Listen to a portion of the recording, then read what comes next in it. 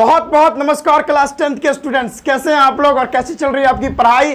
Comment box में आप जरूर लिख के बताओ। तो आज के इस वीडियो में हम लोग इलेक्ट्रिसिटी चैप्टर का मोस्ट इंपॉर्टेंट फार्मूला लेके आए हैं। अगर ये फार्मूलाज आप लोग कर लेते हो तो भाई साहब इलेक्ट्रिसिटी चैप्टर आपका बहुत अच्छा हो जाएगा और सारे न्यूमेरिकल्स बनने लगेंगे। वो आप जो बोलते हैं ना कि सर न्यूमेरिकल्स नहीं बनता, कंसेप्ट तो समझ में आता है, न्यूमेरिकल नहीं बनता, सारे बनने लगेंगे। बस आपको ये 12 फार्मूला याद कर लेना है और अच्छे से समझ लेना है।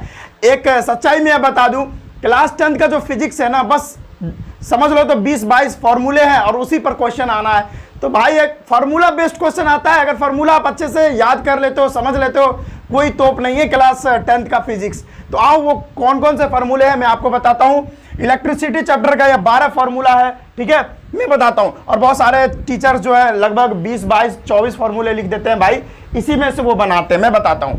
जैसे पहला है I = Q/T from the definition of electric current के डेफिनेशन से ये फार्मूला आता है, जहां पर भाई I बराबर क्या होता है, इलेक्ट्रिक करंट, सभी लोग जानते हैं।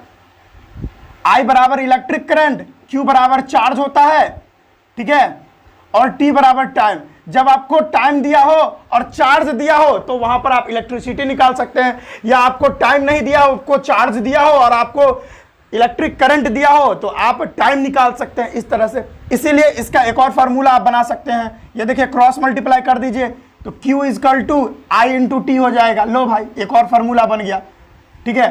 अब देखो T बराबर क्या हो जाएगा, Q/I, एक और फार्मूला बन गया। अरे फार्मूला बनाने का बहुत सारा बन सकता है, ठीक है। दूसरा है क्वांटाइजेशन ऑफ चार्ज से Q = Ne, जहां पर नंबर ऑफ इलेक्ट्रॉन्स निकाले रहेंगे। कहेगा कि भाई 1 कूलम चार्ज दिया गया है, आप बताइए उस वायर से अगर 1 कूलम की चार्ज अगर प्रवाहित हो रही है, 1 कूलम की चार्ज फ्लो हो रही है, तो उसमें नंबर ऑफ इलेक्ट्रॉन्स कितने फ्लो किए होंगे 1 कूलम चार्ज में। तो भाई क्वांटाइजेशन ऑफ चार्ज से ये वाला फार्मूला लगा के आप लोग निकाल सकते हो, जहां पर अगर आपको n की वैल्यू यानी इलेक्ट्रॉन, मैं दूसरा मार्कर लिखूंगा, ले लेता हूं। अगर आपको n की वैल्यू कहेगा निकालने के लिए तो ये देखिए Q/E हो जाएगा, ठीक है भाई। ये फार्मूला एक अगला फार्मूला हो गया। एक होता है भाई पोटेंशियल डिफरेंस से ये फार्मूला आता है, V = W/Q, जहां V जो है पोटेंशियल डिफरेंस होता है, मैं लिख देता हूं, V जो है पोटेंशियल डिफरेंस होता है, ठीक है। W जो है वर्क डन होता है, जो वर्क डन हो रहा होता है, और Q जो है वो भी चार्ज है। सिंपल सी बात है भाई, कोई इसमें तोप नहीं है, ठीक है। बस आप प्रैक्टिस करोगे ना घर पे। अरे भाई 10th का फिजिक्स नहीं है कुछ बड़ा यार, बहुत इजी है। फॉर्मूला डालो, क्वेश्चन आंसर निकल गया भाई, टेंशन मत लेना, बहुत इजी है, ठीक है। अब देखो V = I यार, ये ओम के नियम से यानी ओम्स लॉ से ये फॉर्मूला आता है, जहां पर V का मतलब होता है potential difference, I = electric current और R = रेजिस्टेंस। यहां अगर आपको इलेक्ट्रिक करंट कह देगा तो I = V/R, ये देख लो, ये एक फॉर्मूला बन गया। अगर आपको R कह देगा तो R = क्या हो जाएगा, V/I हो जाएगा। देखो फॉर्मूला बनता ही जा रहा है, ठीक है भाई, एक ही से बनेगा। जैसे देखो यहां पर ये रेजिस्टिविटी वाला फॉर्मूला, यहां ये जो है ना भाई, ये आप याद कर लो, ये वाला जो है ना, इससे बहुत सारे क्वेश्चन बोर्ड में पूछते हैं, याद रखना। बोर्ड में ये वाला फॉर्मूला से बहुत सारे क्वेश्चन पूछते हैं। तो इसके पीछे का कंसेप्ट बताता हूं आपको ना। ज्यादा रेजिस्टिविटी कहेगा निकालने के लिए, रो को इधर पलट दो तो रो बराबर क्या हो जाएगा। अगर रो आपसे पूछ रहा है तो रो को इधर लेके आ जाओ, तो रो बराबर क्या हो जाएगा, मार्कर भाई दूसरा लेता हूं। अगर आपको रो इधर कहेगा यानी रो पूछेगा तो रो को इधर पटक दो, तो रो बराबर क्या हो जाएगा, R को रो के जगह पर ले जाओ। और एक बहुत बड़ी कंफ्यूजन जो बच्चे लोगों को समझनी चाहिए कि भाई जैसे ही R को इधर लाए, रो इधर आ गया, तो एरिया ऊपर चला जाता है और लेंथ नीचे आ जाता है। तो एरिया ऊपर और लेंथ नीचे, यही स्टूडेंट समझ नहीं पाते और गलती कर देते। ये याद रखिएगा, रो पूछेगा तो उसके लिए ये फार्मूला। अगर रेजिस्टिविटी आपसे पूछ रहा है तो रेजिस्टिविटी = R × A / लेंथ होता है, ये याद रखिएगा। आगे बढ़ता हूं, P = V × I, ये पावर का है, इलेक्ट्रिकल पावर का फॉर्मूला है, जहां पर P का मतलब होता है इलेक्ट्रिकल पावर। आगे बढ़ता हूं, जहां पर V जो है वो तो आपको पता ही है, वोल्टेज या पोटेंशियल डिफरेंस, PD से मैं लिख देता हूं। और I बराबर इलेक्ट्रिक करंट होता है, सभी लोग जानते हैं, इलेक्ट्रिक करंट। बहुत ही बढ़िया, शानदार, जानदार और मालदार। अब यहां से भी पूछ देगा तो अब सुनो भाई, सुनो, देखो भाई, अगर आपको भी पूछ दिया तो क्या करोगे, V = क्या हो जाएगा, P/I हो जाएगा। ये एक फार्मूला बन गया। I पूछ देगा तो क्या करोगे, P/R अगर आई पूछ दिया तो P बाई भी कर दोगे।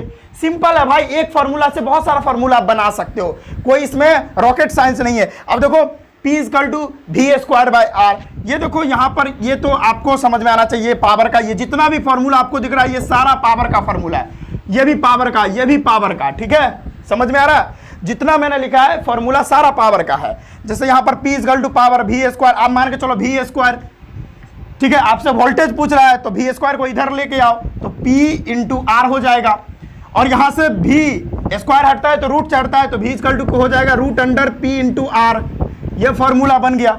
सिंपल है भाई, कोई बड़ी बात नहीं है, देख लो, ठीक है। चलो आगे बढ़ो, P equal to I square R, यहां देखो सिंपल सी बात है, अगर आपसे आई पूछ रहा है, करंट पूछ रहा है तो इधर लेके आओ, देखो कैसे बनेगा। अरे भैया आई स्क्वायर को इधर लेके आओ, इक्वल टू क्या हो जाएगा, आई स्क्वायर इधर आएगा तो P बाई आर ना हो जाएगा, आप बताओ होगा ना। अब आई पूछ रहा है तो इधर और आगे ले जाएंगे, अब ये देखो स्क्वायर है, हटेगा स्क्वायर तो रूट चढ़ेगा, I equal to root under P by R, simple.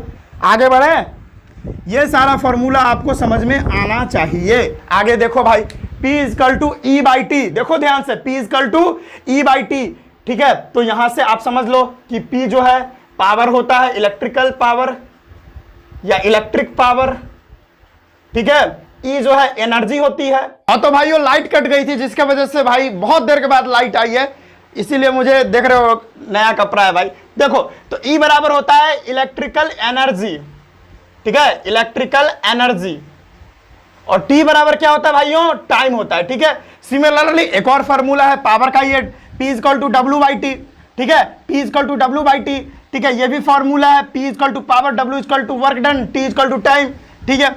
अब देखो energy equal to P into T, देखो यही वाला फॉर्मूला है, देखो इस फॉर्मूला को अगर क्रॉस करोगे, देखो P equal to E by T, इसको क्रॉस मल्टीप्लाई करो, एनर्जी को इधर पटक दो, क्या हो जाएगा, P इंटू टी हो जाएगा ना, यही फॉर्मूला है, ठीक है। एनर्जी बराबर क्या होती है, पावर इंटू टाइम। अगर आपको एनर्जी निकालनी है तो उसमें आपको पावर और टाइम दिया रहेगा, एनर्जी आप आराम से कैलकुलेट कर सकते हो, सिंपल। अब देखो H equal to I square R T, ये heating effect of electric current, Joule's law of heating से ये फॉर्मूला है, जहां पर H equal to I square R T, H बराबर हीट एनर्जी जो प्रोड्यूस होती है, I equal to electric current, R equal to resistance और T इक्वल टू टाइम होती है। अगर यहां पर I आपसे पूछ लिया तो I बराबर आई स्क्वायर इधर जाएगा तो क्या हो जाएगा, H इसके जगह पे और आर टी नीचे आ जाएगा। सिमिलरली अगर आपको पता है कि स्क्वायर हटेगा तो रूट चढ़ेगा, आई स्क्वायर इक्वल टू क्या आ जाएगा, root under H by R T, ये फॉर्मूला है।